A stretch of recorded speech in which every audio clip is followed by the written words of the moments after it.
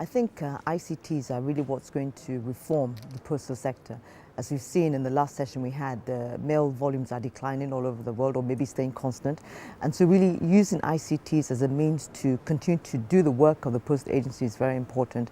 We see a lot of ICTs being used in financial services. We see that in some of the non-financial but e-services that postal agencies are using to deliver posts.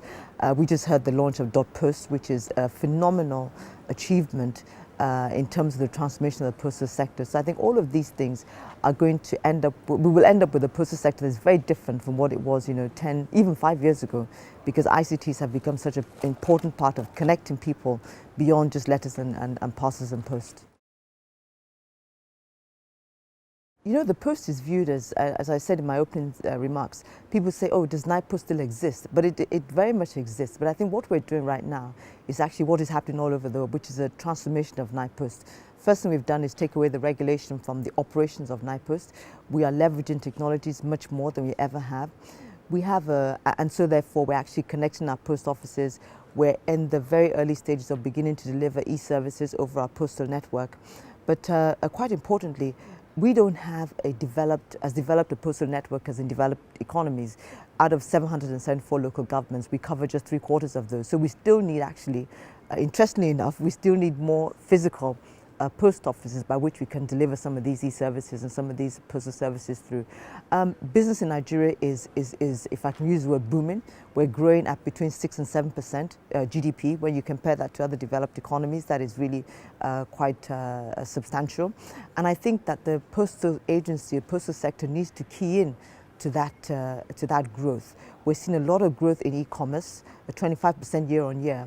And really that is a great opportunity for our postal agency to key into that in terms of delivering the parcels and the goods that are going to be bought online.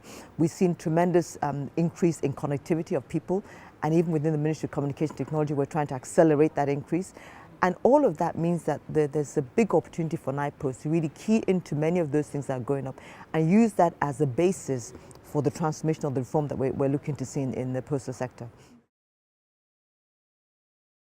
It really was the transformation of NIPOST that we started, and I think that just the opportunity, hearing that there would be 50, 60 countries here, all in different stages of their reform, just the opportunity to meet with other ministers, other postmaster generals and senior government executives to share what they were doing and learn from those, from what they were doing, learn from their mistakes, learn from what they did successfully, and take that back to Nigeria as we start to reform our postal sector. I think that was really the key deciding factor, the number of people and the opportunity to share and to learn.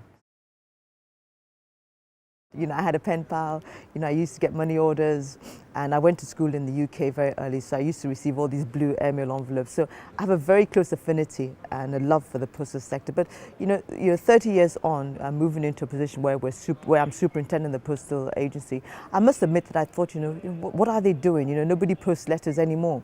But I think that as I've learned more and more of how we can leverage the network of the postal agencies to do a lot more in a country like Nigeria, where we have more post offices or agencies than banks.